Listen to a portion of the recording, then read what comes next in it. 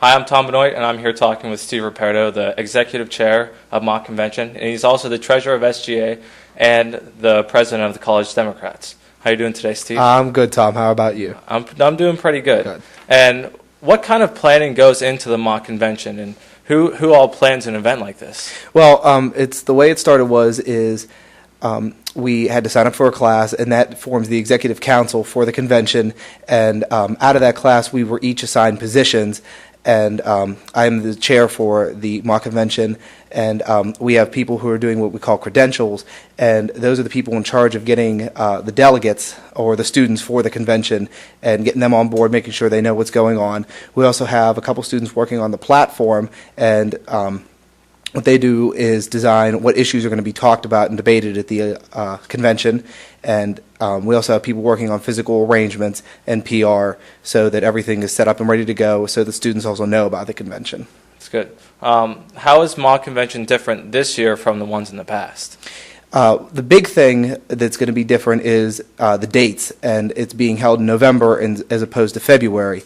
And the reason for this is because parties have been moving up when they are actually going to have the elections. The states are moving up when they're going to have elections, and so we didn't want the convention to be obsolete, and so we decided to move up our convention into November. And some of the other big differences are it's not being held in the main gym. It's going to be held in the intramural gym one night and also inside of our auditorium. And so using two different venues is something that's different. And we're also, the target used to be 700 students. With the time constraint, we're looking for about 500 students. Mm-hmm. And the other biggest change is that instead of using 50 states for the delegates, we have grouped all those states into regions. And so we have like Pacific West and a Mountain West and Great Lakes and those types of regions with similar characteristics. And it's going to make it easier to get students involved and in this short amount of time. Okay. And what prompted you to get involved with planning the convention? Well, back in 2004, I entered an essay contest, and I actually won the essay contest, and the prize was getting to speak at the Democratic National Convention in Boston. And doing that was a really exciting experience. And I was there for 2 nights. The first night I got to watch the convention itself, and Bill Clinton spoke that night, and I love Bill Clinton, so it was very neat to see. And the second night I got to go backstage and actually come out and open up the second night of the convention. It was just a welcome, and a thesis statement, but it was a very cool experience because, looking back on it, was I was on national TV for be it a minute, but it was pretty cool. Did you meet any other celebrities there? Yeah, backstage I met Howard Dean, Dick Gephardt, got to chat with him for a little bit, Tom Daschle, and also met Maya Angelou. Okay. And how do you get students involved for an event like this? Well, because it's an all-campus event, we're going with an all-out poster campaign. I'm sure you've seen the posters up all around campus and doing interviews and things like this. And it's word of mouth is one of the big things for this campus, because without word of mouth, people just won't really understand the excitement of it. One of the common misconceptions is that because it's a Democratic mock convention, that it's only for Democrats, and that's not true.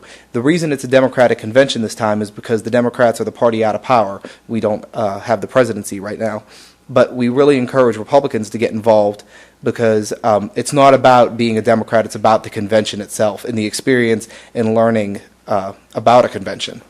And is it harder this year to get students involved? I mean, how do you raise awareness and get more students than previous times?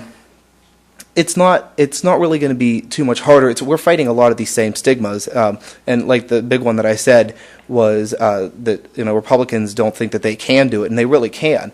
And that's not a big issue. And actually, one of the things that we're going to try to advertise for it is we have 3 people in the convention playing the candidates. And one of them is Carson Nesbitt, who was very involved in college Republicans and things like that before. She's playing Hillary Clinton.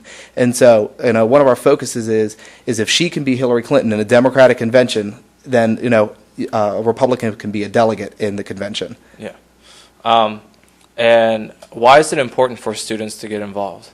It's important for students to get involved, like I said, because of the learning experience, and it's just it gives them an insight into what actually goes on in politics. And this is the way the conventions. We try to model it after how the conventions are actually run, and so to as much of an extent as we can.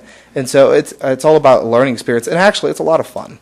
Okay, thank you, Steve, very much for your time. We've been talking with Steve Ruperto today about the mock convention and all the planning that goes into it. So thank you for your time today, Steve. Thank you, Tom.